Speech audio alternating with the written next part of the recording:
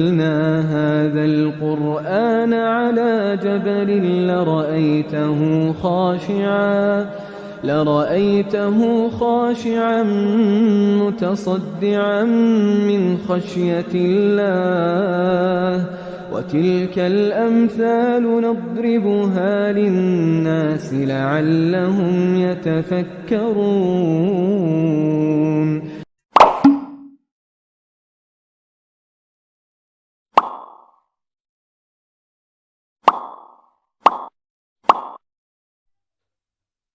Assalamualaikum warahmatullahi wabarakatuh. Apa khabar semua? Diharapkan anda semua berada di dalam keadaan sehat sejahtera dan walafiat. Pada malam ini, aku akan membawakan kisah-kisah seram yang berkaitan dengan highway dekat Gerik. Jadi, adakah anda dah bersedia nak dengar cerita? Jom dengar cerita. Tapi sebelum dengar cerita, jangan lupa like, share dan macam biasa, subscribe to my channel. Okey, jom tanpa buang masa, kita mulakan dengan kisah yang bertajuk Kisah Seram Lebuh Raya Timur Barat Gerik. Kisah seram kali ni dia banyak kepada pengalaman lah individu yang pernah guna jalan-jalan dekat Gerik ni yang dikatakan seram. Jadi jom kita baca dan dengar sampai habis. Mungkin ada di antara anda yang sedang mendengar ni, mungkin anda juga pernah guna jalan ni. Jadi jom kita dengar. Okay, kisah yang pertama, Highway Gerik Jeli. Cerita dia. Okay, penulis ni dia cerita lah, dia pernah lalu kat lebuh raya ni pada waktu pagi-pagi buta. Beliau ni bertolak daripada Taiping. Dia nak pergi ke Pasir Mas, Kelantan. Okay, perjalanan dimulakan pada jam 12.30 malam. Penulis ni sampai dekat R&R dekat kawasan Gerik dalam pukul 1.30 ataupun pukul 2 pagi macam tu lah. Jadi dia ni berdua je dengan member yang nak ambil isteri dia dekat Pasir Mas. Tepat pukul 2.30 pagi, mereka mulakan balik perjalanan balik ke Kelantan. Dia bawa kereta KE30 yang siap berpasang spotlight jenama Hella. Nasib baik, dia kata dia pasang spotlight. Kalau tidak memang tak nampak apa-apa tau. Walaupun dah pasang spotlight yang terang tu, jenama Hella tu, yang Hella selalu guna tu, dia punya penglihatan lebih kurang 8 ke 10 meter masih lagi tak nampak walaupun dah pakai spotlight. Jadi tak adalah benda yang seram. Jadi mungkin pemikiran penulis ni lah yang berfikir yang bukan-bukan.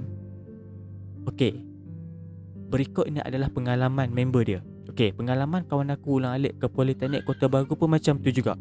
Dia naik motor seorang-seorang di tengah-tengah malam. Dia balik daripada Taipei nak pergi Kota Baru. Sampai dekat Kota Baru, dia terus pergi kelas. Bila aku tanya, ada apa-apa tak yang menyeramkan bila lalu jalan tu? Dia cakap tak pernah jumpa pun benda-benda yang menyeramkan. Sepupu aku pula, dia bawa kereta BMW E30. Pernah pancit tahu tayar tengah-tengah hutan. Tengah-tengah hutan Banjaran Titi Wangsa.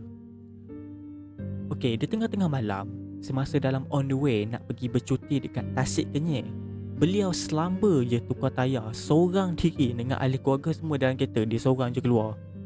Tapi mengikut kata cousin aku ni lah, seram dia memang bukan biasa-biasa. Macam-macam bunyi makhluk hutan ada. Bunyi cengkerik, bunyi unggas, bunyi riang-riang. Macam-macam ada. Tapi kalau untuk korang lah yang selalu guna lebuh raya Jeli ni, masa dah dekat sampai kawasan Jeli, korang perasan tak ada satu tempat yang boleh mandi sungai tu. Ada pondok wakaf. Aku dengan member lah, yang member aku ni kahwin dengan orang Pasir Mas. Biasa juga singgah mandi kat situ. Tapi serius aku cakap, aku selalu rasa seram. Tak tahulah kenapa. Okey, kisah kedua, Jalan Lenggong, Gerik, Keroh dan Baling. Okey, sejak akhir-akhir ni aku kawan dengan ramai kawan daripada Keroh. Ini semua PTT punya pasal lah. Aku pernah jugalah drive dekat laluan tersebut pada waktu malam dan tengah malam. Alhamdulillah, Syukur tak pernah jumpa makhluk yang tak handsome tu. Cuma cerita daripada ayah angkat aku lah yang duduk dekat Kampung Pahit yang terletak di tengah-tengah antara Gerik dan Keroh. Adalah satu kawasan tu yang bernama Bukit Buluh. Dekat area tu selalu berlaku macam-macam gangguan bagi orang yang lalu pada waktu malam. Ayah angkat aku pun pernah kena. Dia drive kereta turun bukit. Dah turun gear 3, tapi kereta tetap berat macam tak nak bergerak ke depan. Aku tak sangka ada juga orang yang pernah merasa pengalaman yang sama. Selain tu, aku ada juga dengar cerita-cerita kalau drive malam kat situ, ada kereta ikut rapat macam nak potong. Bila kita bagi dia laluan untuk lintas kita, dia lalu. Elok je kereta tu lintas kereta kita. Tapi yang seram dan misteri, lepas dia memintas kereta kita tu kan, tiba-tiba dia gaib dan gelap. Tinggal kereta kita je yang ada. Jadi itu adalah salah satu cerita lah yang aku pernah dengar.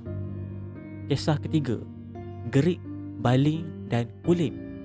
Okey, highway Gerik, Baling, Kulim ni aku tak pernah lalu lagi. Tapi kalau ikut cerita member aku lah yang guna highway tu daripada Perai nak balik kampung isteri dia dekat Ketereh, Kelantan. Dia punya view memang marvelous. Aku teringin lah bila-bila nak joyride kat sana, nak drive santai sambil singgah-singgah, snap foto sikit. Waktu siang lah, malam tak berani. Member aku ni dia kahwin dengan orang Ketereh. Ada jugalah kisah seram yang dia kena waktu lalu highway Gerik, Baling, Kulim. Masa baru-baru siap buat tu, tapi aku pun dah tak ingat. Ingat-ingat lupa je lah kisah tu. Kisah keempat, Jalan Sumpitan.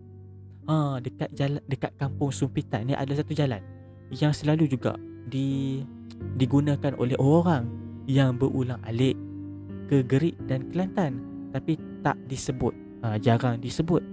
Laluan tersebut selalu orang panggil Jalan Sumpitan. Dia jadi shortcut daripada Bagan Serai ke Gerik. Tak perlu lalu highway Kuala Kangsar, Lenggong dan Gerik. Aku ni dengan member-member crawlers ni selalu juga lalu Jalan Sumpitan ni, especially pada waktu tengah malam ataupun pagi-pagi buta. Asyik masuk merempit, melasah melayan jalan yang berliku-liku. Waktu tengah malam memang tak ada kenderaan pun yang datang mengganggu. Okey, nak dijadikan cerita lah. Ada sekali tu, ada seorang member ni dah terpengaruh dengan kami dan nak joyride tu lah. Malam tu dia berdua dengan seorang member lagi. Manakala kami yang lain ada yang bawa bersendirian, ada juga yang berdua ataupun bertiga. Setakat pengalaman kami lah yang dah biasa, belum lagi berlaku kejadian buruk atau ternampak makhluk-makhluk yang bukan-bukan tu. Tapi nak dijadikan cerita lah, rezeki member baru ni dapat tengok. Okey, time daki gunung tu, kawan yang memandu ni cerita member yang tengah duduk dekat sebelah tu tengah tidur-tidur ayam. Tengah tidur-tidur macam nak kata tidur lena, tak lena. Tiba-tiba member yang tengah tidur-tidur ayam ni, dia tepis-tepis. Macam ada benda yang tengah duduk kat muka dia, macam nyamuk. Macam ada benda yang tengah lalu kat muka dia, macam nyamuk lah, macam orang nak tampar nyamuk tu. Dan tak lama kemudian, si Mamat ni yang drive, dia ternampak pula sosok tubuh perempuan berdiri kat tepi jambatan dengan wajah yang tidak kelihatan disebabkan gelap dan ditambah rambut dia panjang mengurai. Seriously, perempuan mana nak berdiri tengah hutan jam 12 tengah malam? Siapa nak duduk kat situ? Bukan orang lah tu. Okay, waktu kami berhenti dekat R&R dekat Lawen, Mamat ni memang senyap, tak bercerita kat kami yang lain. Kami ingat semua orang nampak. Aku pun dapat tahu cerita ni lepas seminggu kejadian tersebut.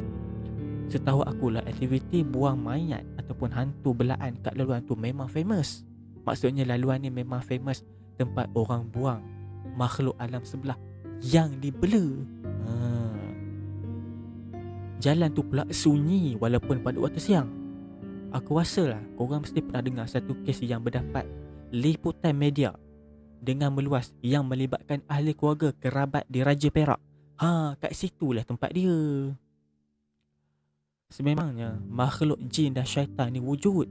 Bagi akulah syukur Alhamdulillah, walaupun aku sangat kaki driving pada tengah malam, tak kira lah long ke short ke, recreational ke ataupun tugasan, tak pernah lagi lah aku dapat berkomunikasi direct dengan makhluk-makhluk alam sebelah. Sekian, terima kasih. Itulah dia koleksi kisah-kisah, ah, kisah-kisah orang yang pernah guna highway-highway yang ada dekat Greek. Nak kata tak seram, rasa seram juga kan. Sebab kita tak kenal lagi, memang kita cakap tak seram. Cuba kita yang lalu kan, bawa drive kereta seorang-seorang, lalu dekat jalan yang penulis ni cerita, barulah rasa seram kan. Tapi bagi anda yang dengar ni, mungkin ada yang rasa tak seram kan, ada yang kata misteri. Tapi ini hanyalah pengalaman individu yang pernah guna jalan tersebut sahaja. Saya hanya sampaikan kepada anda saja. Okey, terima kasih kepada anda yang dah dengar video ni. Dan terima kasih kepada yang dah like, share dan subscribe. Dan kepada yang masih belum, jangan lupa like, share dan subscribe. Jumpa anda on the next video. Assalamualaikum.